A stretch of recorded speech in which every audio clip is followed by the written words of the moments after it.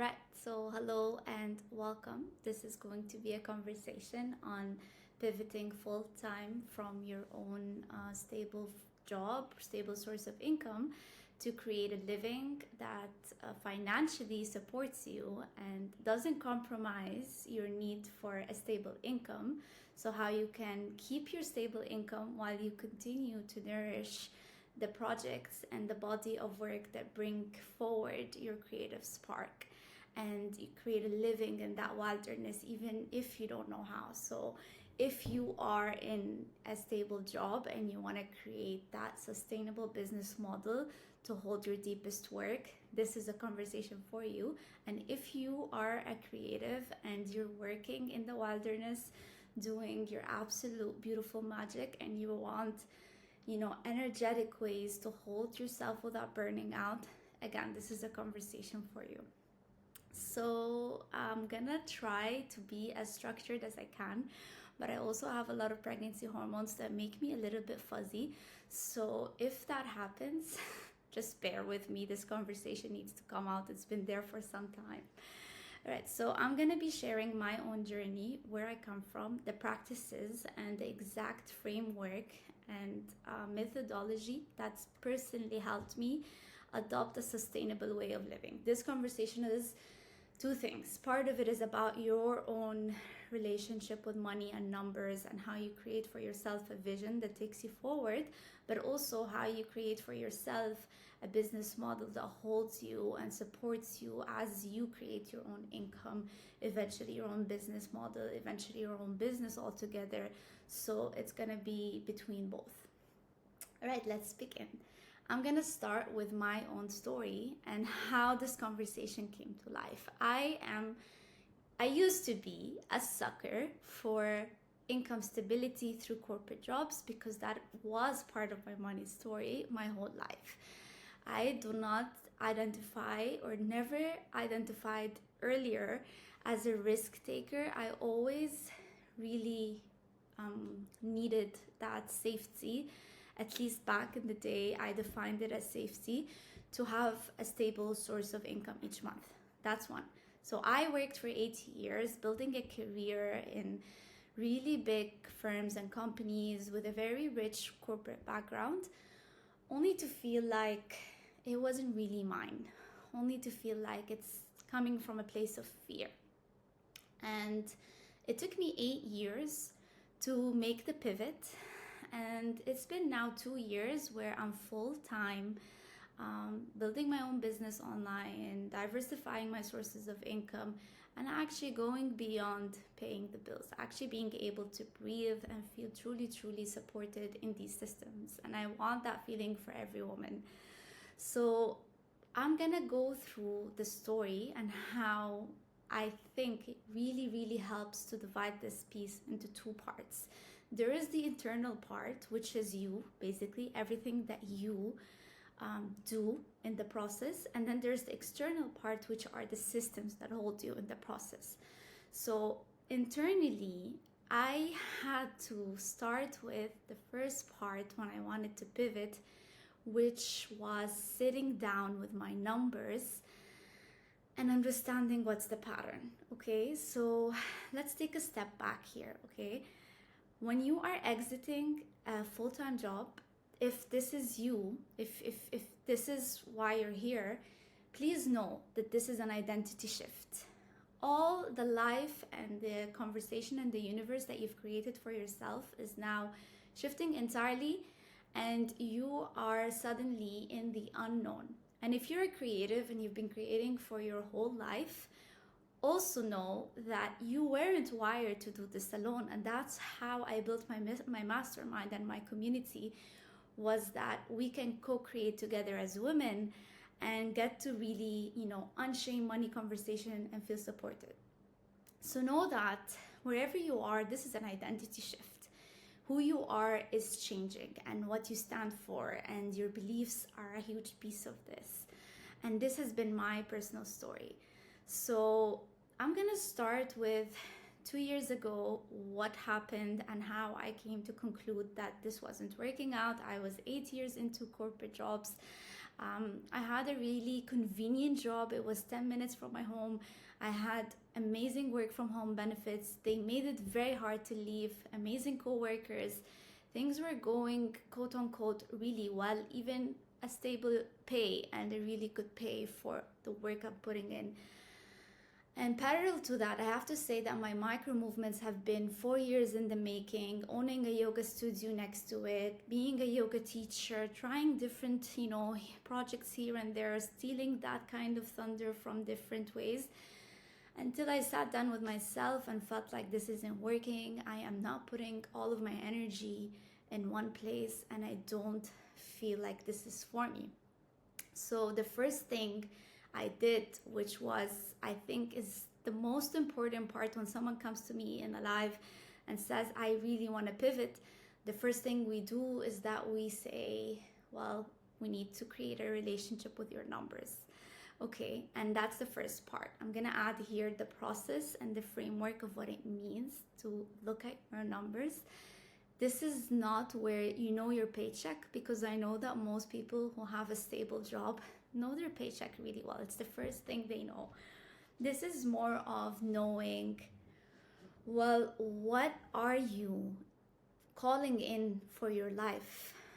So when you're sitting with your numbers, you're really putting forward, well, what lifestyle am I creating for myself? What is the type of day I want to be having? If I had the freedom, what would I really want to be investing in? Where would I go? What would I do? Who do I want to be surrounded by? What type of lifestyle do I want to adopt? What type of spending do I want to make? Where am I called to put in my money?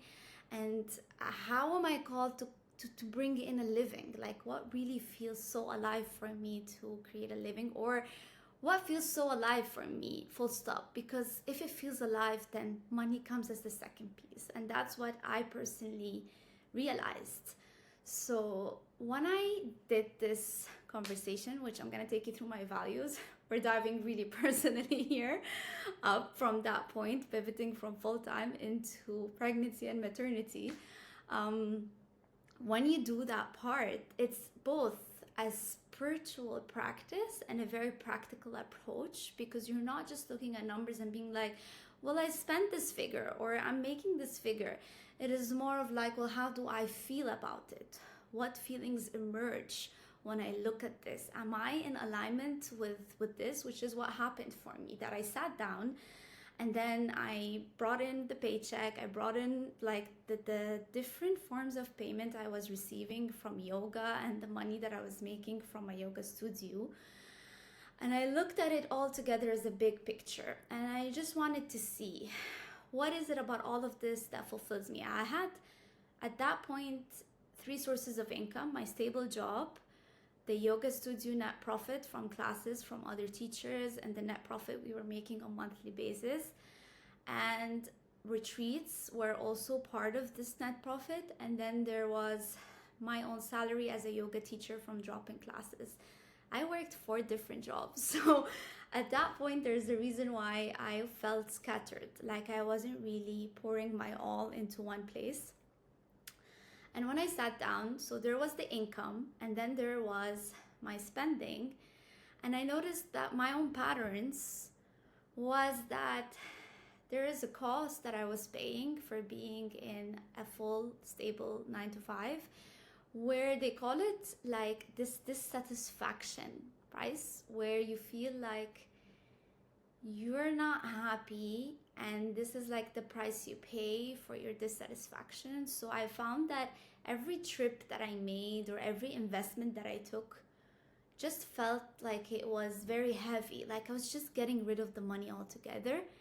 And the whole process of looking at numbers just felt so linear, like there's nothing that I can do, like I'm so helpless, like this is just as good as it gets, which is, I feel like, a conversation that either every burnt out person with money either had with themselves, or every person in corporate felt, where it was like, well, this is my salary for the month, like what can I possibly do? Because at the end of the day, you're pouring all of your energy into those 8 hours. So beyond that, the things that you're doing are coming from a really urgent place. And that's what I felt like, this needs to work, this needs to replace my job, I need to just expand into this. And it got harder and harder the longer that I pushed. It felt like I was pushing into resistance more than anything. My classes weren't growing, my work felt so, what's the word for it, it's like I was running from a very empty place, because I was just hustling and rushing through the process, that I didn't get to enjoy it, I didn't get to be present with it.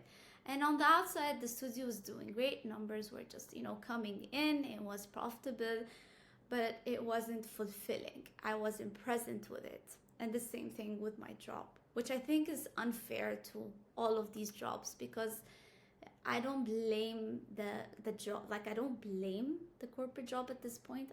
And that's part of knowing that, well, if I am not honoring it, then it's not right for me. So this is all part of sitting with your numbers, knowing exactly, okay, so I sat down and I had this like misalignment between values, like where I was putting my money and how it felt like it wasn't from a place of empowerment or alignment, and where I was generating it, and how my time didn't really feel like it was mine, like any person who works, like a full-on stable job. So what came next was, well, I want to pivot. I want to pivot, and I want to find a different way. And you always know that there's a calling that comes to you in this point where you feel like I'm so tired of this shit. Whether you are creating full-time or you are in that place where you want to pivot, there comes a point when there is a piece of you that is speaking to you, where it's like, there must be another way. And so that was me, where I felt like, okay, well, let's put the numbers together. And that's why I think for me, knowing my numbers was so important, so that when I make the pivot, I don't resent myself. And if I do take on like a different job down the line, I at least know why I'm taking it.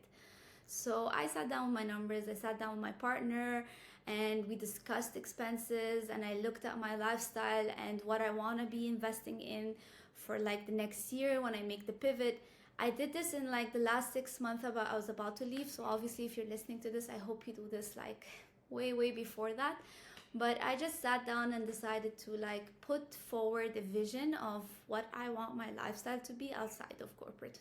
So the question that I asked myself was like, okay, so you don't like this, you're so dissatisfied, you're burnt out, you don't think this is as good as it gets, what do you want? And then this is where the visioning came in. I sat down with these questions and decided to call in the lifestyle that I want. So what I realized when I started to list down the lifestyle I want, the values that I want to invest in, I realized that, money is not meant to be linear.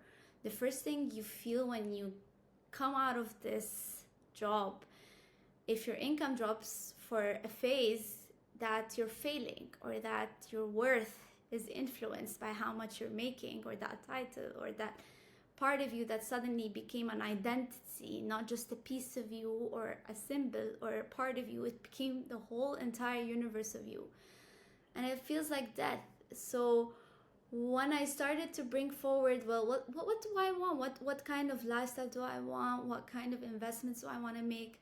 I realized that I can picture my life and put numbers into it and feelings into it, because if I don't like what I'm currently investing in, it doesn't feel in alignment, then I can create forward what I want. And so I sat down and basically asked myself, what would it take? First of all, I wanted a break. At that point, I was working for 8 years. So in more practical ways, I'm going to show you now the framework and my values. One, this is like the money values archetype here. I sat down, my income was dropping because I was deciding intentionally that I'm gonna take a break. First, I said it's 2-month break, like anyone who wants to grind and run. But what it turned out into was actually 6 months. And this was based on my calculations and what I can afford. So what I would recommend is for you to do that calculation. I have a template for that, but you can also do it on your own.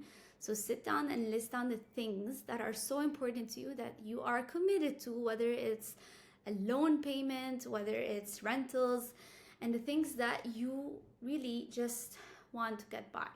That was my first criteria. So buying myself time was a value. I wanted 6 months in afterwards, like I went for 2 months, and then it ended up being 6 months. And then I started to create a business model after that.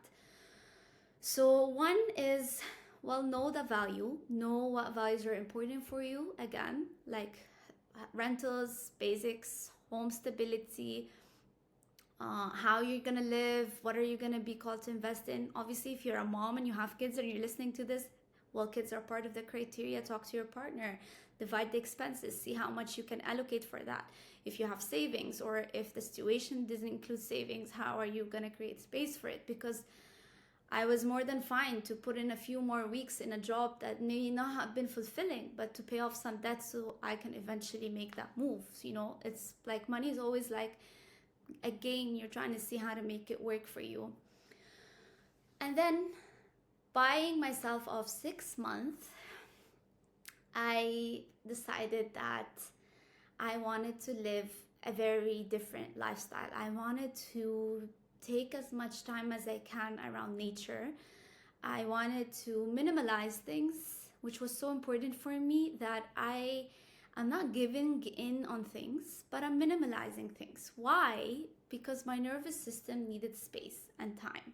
So my biggest investment in that time frame before I was able to create a full quote-unquote stable income was buying myself time. That was my first money value. I invested in therapy because obviously I was going through a lot and I needed to like have a complete source of support. I built a team of support outside of my partner being part of it, but like you don't put all of your pressure on one person. And that completely changed me because I was surrounded by women from all over the world doing exactly what I was doing in their own ways. And suddenly what felt like a delusion in the circle that I was living in, and the job and the small girl that was just fitting into that box, felt like it was so normal and neutral all of a sudden. And these were all investments I made.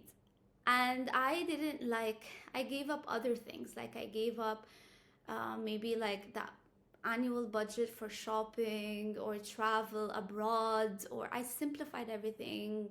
We made time for more like cooked home nourished meals.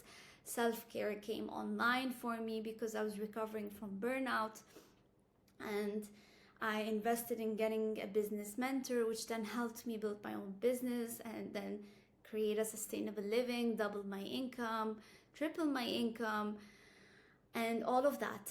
So this was all part of sitting with your numbers. So when I say sit with your numbers, doesn't mean look down, know the figure, leave, take off. It means check in with your body, notice the feelings, notice the emotions, notice the story, and craft for yourself your way forward, your vision forward, so that when you move forward, you don't resent yourself. And this is what happens in our conversations sometimes when some girls come up to me and they feel like they're resenting a project they took on. They don't feel like it's fulfilling them energetically, or that they're resenting a client that is not in alignment. And it's usually because they take on things because they think they have to, but they don't sit down and do that process of the lifestyle visioning. So they feel like there's always this misalignment. And that usually happens when you're not creating a relationship with your own numbers. Like obviously business models exist and how you earn a sustainable living is a way forward. But if you don't do your own internal process first, anything you move and create is gonna just mirror that. So this was the first part, knowing your numbers, creating a vision. Now the vision is really important because the vision comes from a delusion. I sat down and felt like into that vision. The vision that came to me was womanhood. I wanted to be surrounded by women. I had no logical explanation except that I felt like this is gonna heal a part of me, a sisterhood wound, or shame or, feeling like you're not good enough. I don't know. I just received that vision and I felt like my work needs to be around women. I want to be around nature and I want to be home. So I realized that running a yoga studio, for example, was not in alignment with my values, because for us to grow the yoga studio, I had to, maybe take on a different location, deal with more landlords, complicate everything, have a team of 10, 20 more teachers. And that wasn't in my vision. And this is when clarity comes online, because you're like, well, what do I want? And most people feel like this is a very hard question. But this is why I bought myself time, because if you take time to figure this out by doing, you are actually investing in an asset here, because now you know through experience what works for you and what doesn't. I didn't know the answer to these questions. I had to go out and try. So at this point, I have already tried 4 different models, which is owning a yoga studio, basically running yoga classes, retreats, and a stable corporate job. So a stable corporate job came offline. Now came the lifestyle. Now came what I truly, truly enjoy the most. So after trying all these different things, I realized that I feel the most alive in retreats, and womanhood came from that vision. So my vision and my lifestyle became, and that's how I put a number to this lifestyle, that I wanna invest in being home more often as an introvert, as a sensitive empath. I wanna create a temple at home and turn my business online and find a way to connect with thousands of women without going outside, being able to connect with like a global community. That was the first part.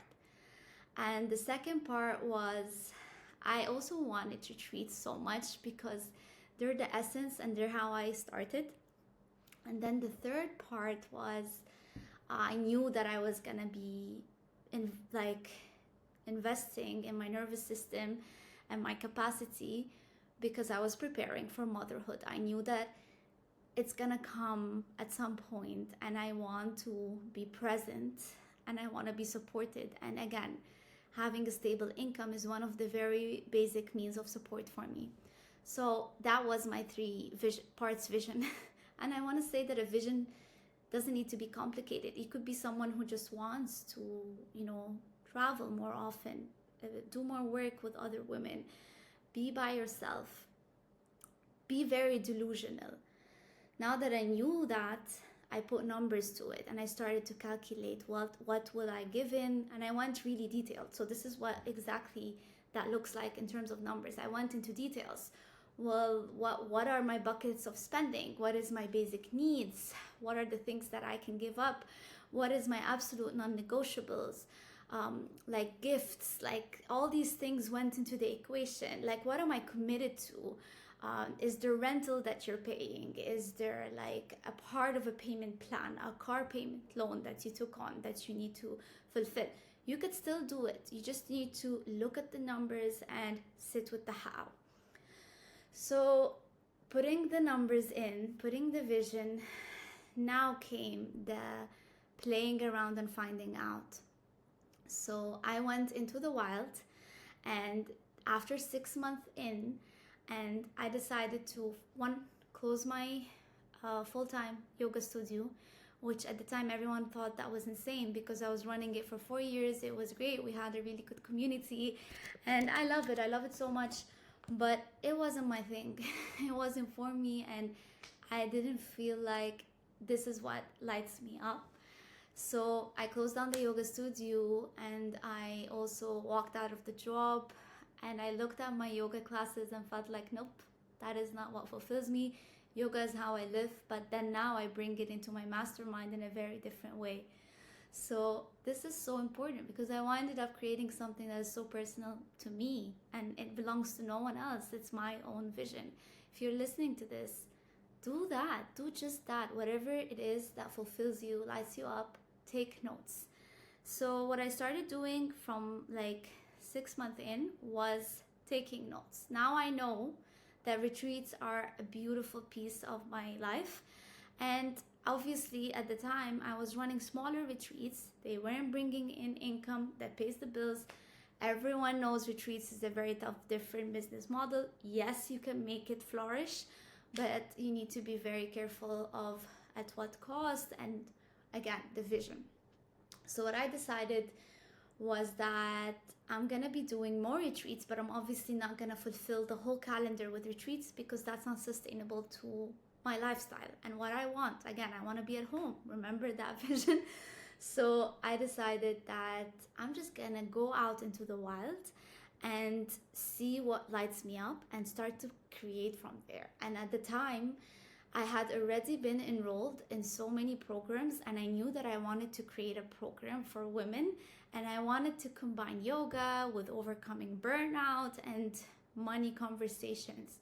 I didn't know how it would manifest. I didn't even have the business knowledge and background of how to, again, create this.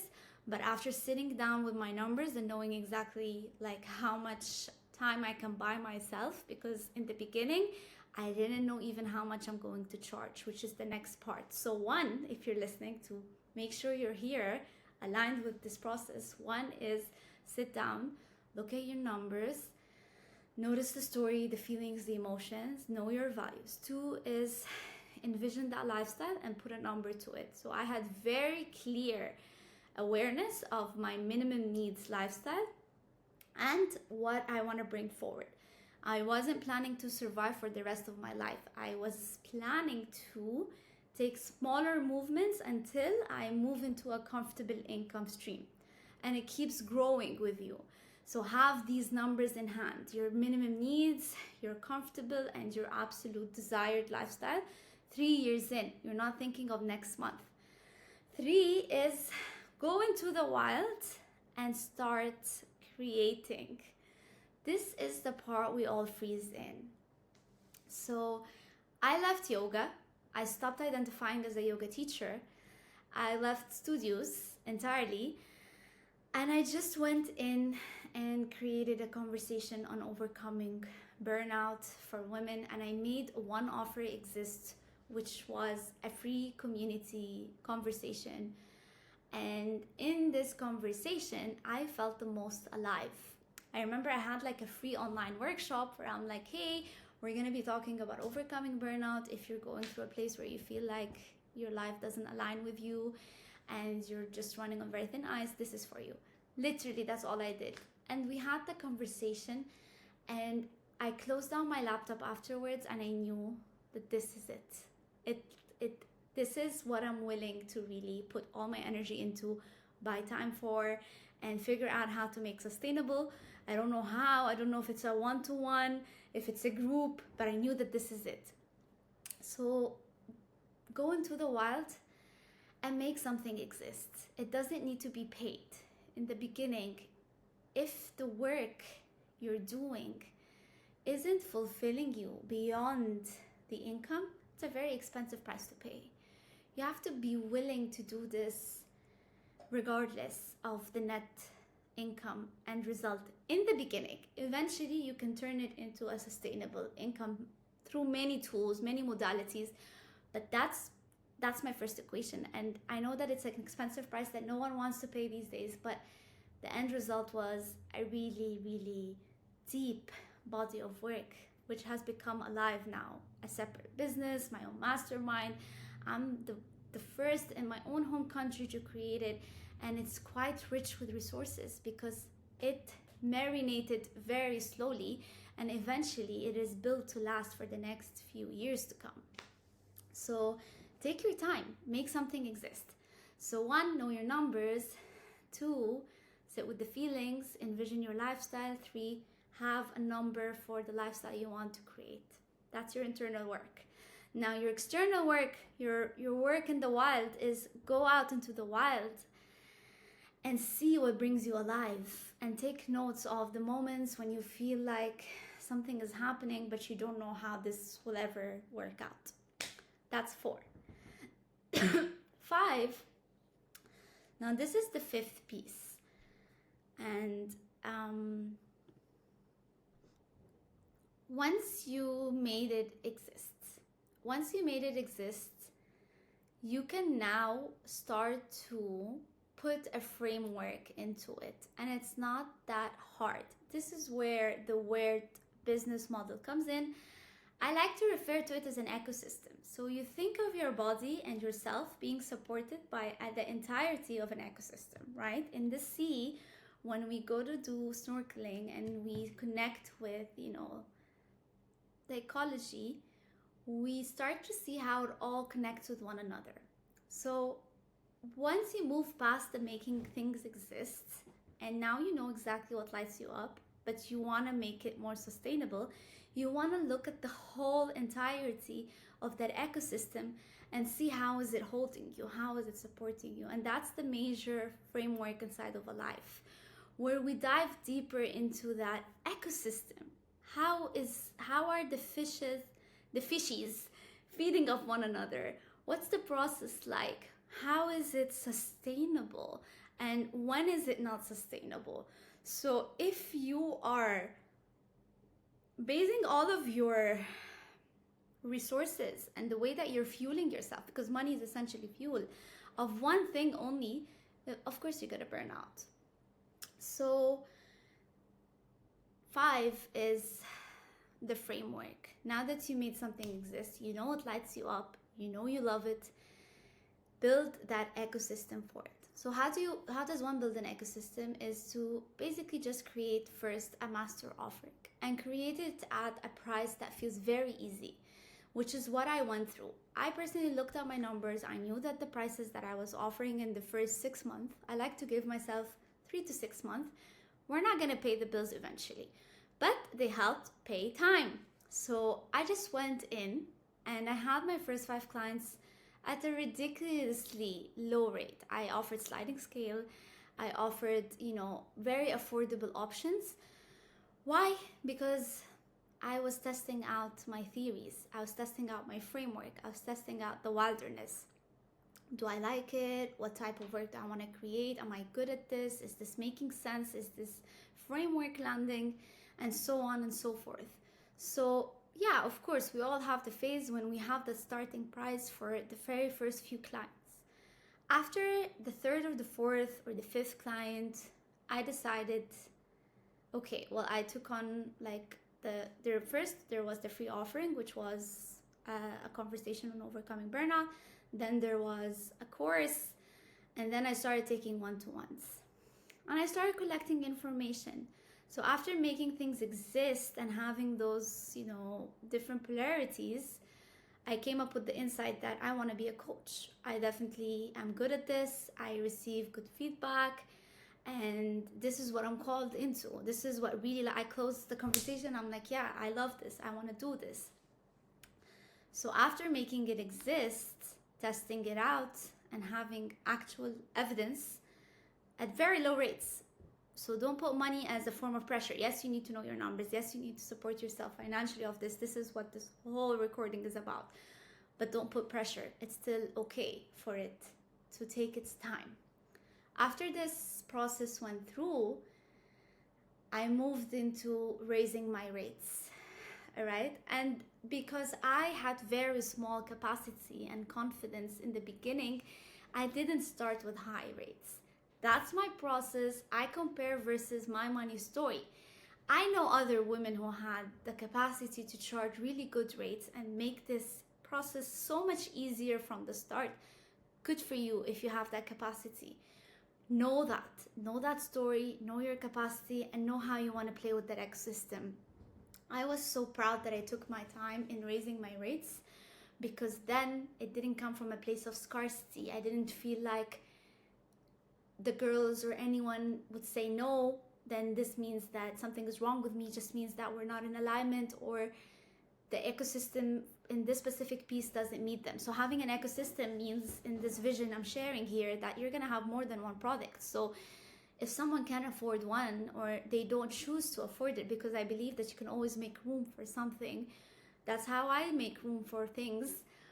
But if someone doesn't have the priority in their life right now, they can meet you somewhere else in your ecosystem if you create that space and wholesome, integral part that matches your frequency and vision for yourself.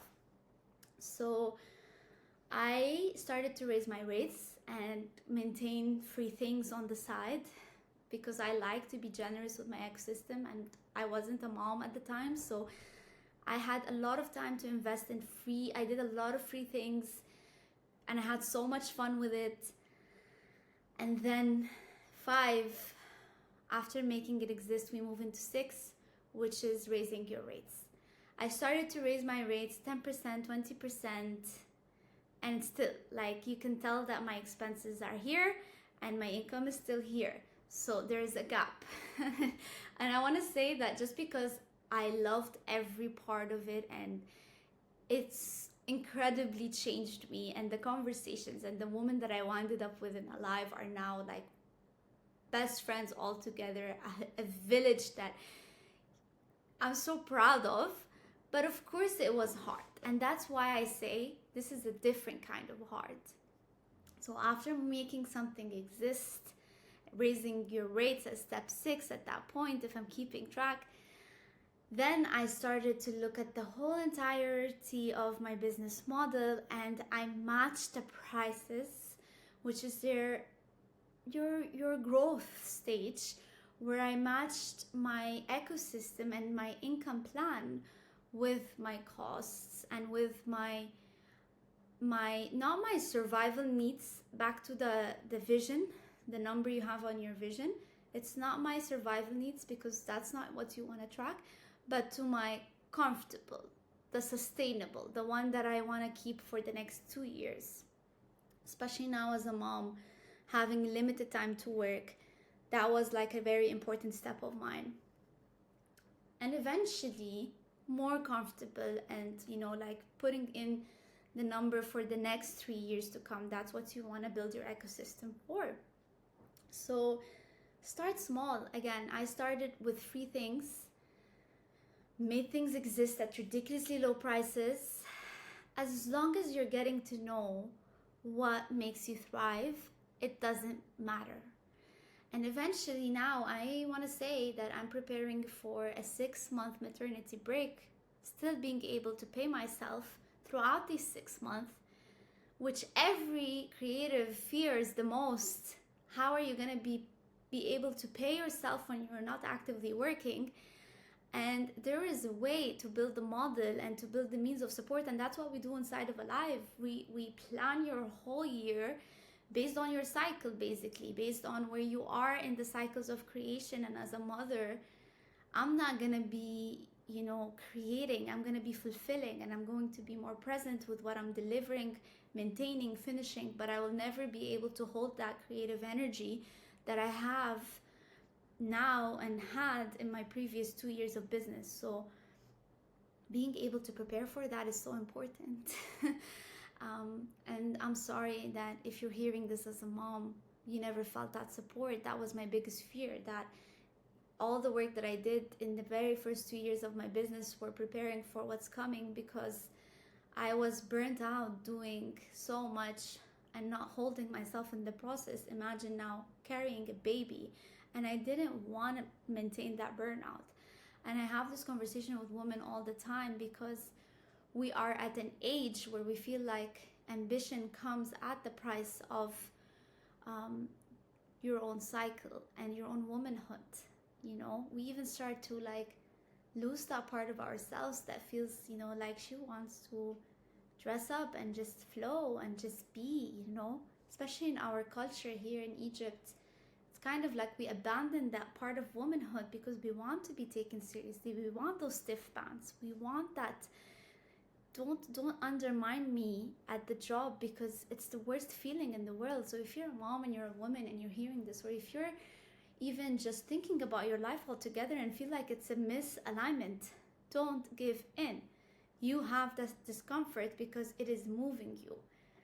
The last part, we're done, by the way. Like, the ecosystem is the whole framework that holds all of this together. But the last part is we are wired for connection. The reason why we are burnt out as women, from many, many reasons, but it stems in isolation. I knew that my work is changing lives when I felt that sisterhood effect. not because the women who came were similar. We had different age groups in every container and every retreat. It was beautiful. It was absolutely stunning. And we had different generations and different roles, identities. And the last thing we asked each other was, what do you do for a living? Because we got to know each other for the many layers and personality, and we played and we laughed. And when we do these things in the presence of other women and create a living and support each other, we are showing our bodies that it's safe to take an alternative path and still feel supported through sisterhood. And that's the feedback that I received most of the time from all of the work that I create. It's that sisterhood effect. It's the tribe that holds containers. It's not just me, it's women coming together. So if you've sticked this far, let me know your thoughts. If you have any questions, and if you feel stuck in any part of those 6, 7, 8 steps we just listed, and know that you're not alone. This is what I guide and lead in my 4-month mastermind, Alive. And I just want to say, don't let yourself drown in isolation. Put yourself in rooms where you feel this type of support, and let yourself be held even with nature. Thank you for listening, and you know where to find me. I'll be attaching here the waitlist link for Alive, my mastermind. I'm opening up the doors this September.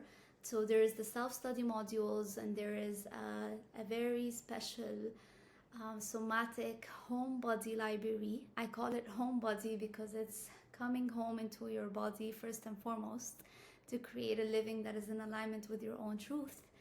And there is an exclusive community channel for all the women who are joining, and it opens up exclusively to the waitlist. I'm opening up the doors soon. It sells out every time. This is the 3rd time I'm leading it, and it is so special. It's so personal. I'm so excited to be leading this one in my early stages of motherhood, walking this path side by side. And I would love to have you. If you have any questions about these conversations Alive, please let me know. And yeah, thank you for sticking by. I hope you enjoyed this.